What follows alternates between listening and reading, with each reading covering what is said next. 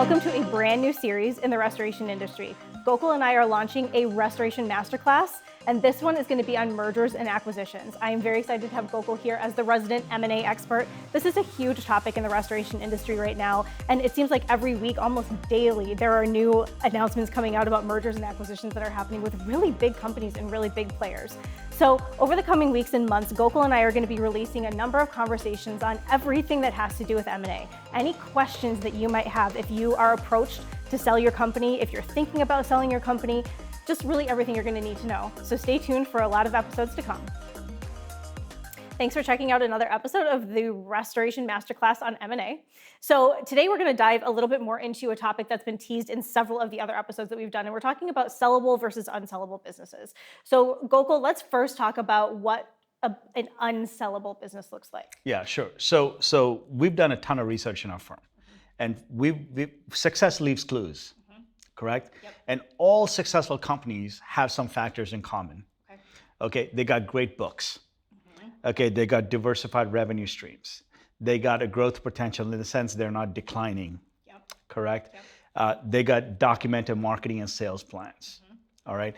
They got a great net promoter score, okay, or a great reputation, and they got a great team behind them.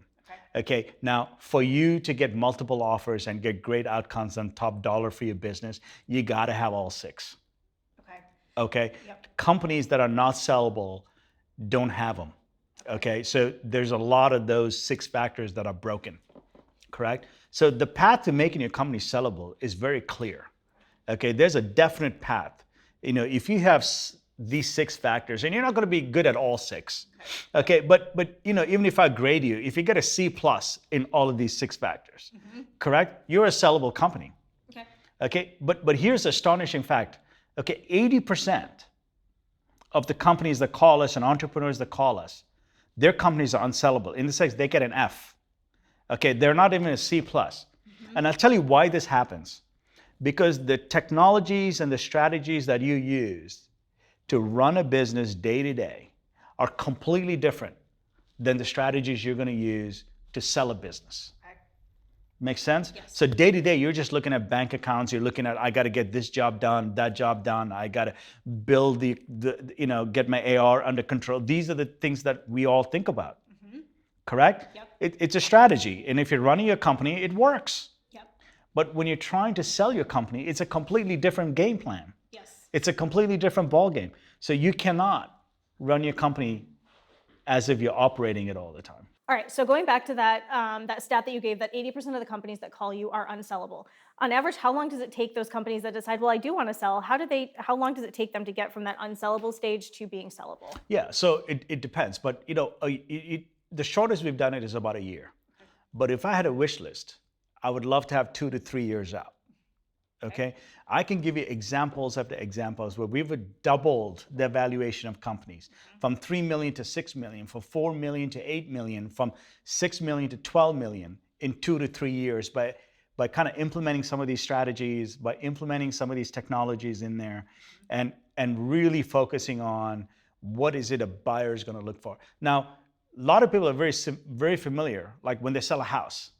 Correct? It's in our normal DNA. Everybody's used to it, right? So they can, you know, they'll paint, they'll do some curb appeal, they'll take out all the pictures. You know, we know all these things.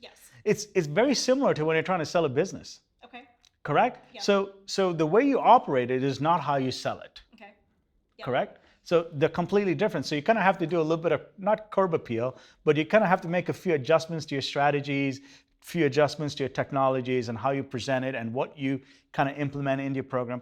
And then when you present it to a buyer, it's like a breath of fresh air for them. And they'll be like, oh, this is great, right? Yeah. So what happens when a buyer who's kind of in that burnout stage is approaching you and they're like, 2 to 3 years?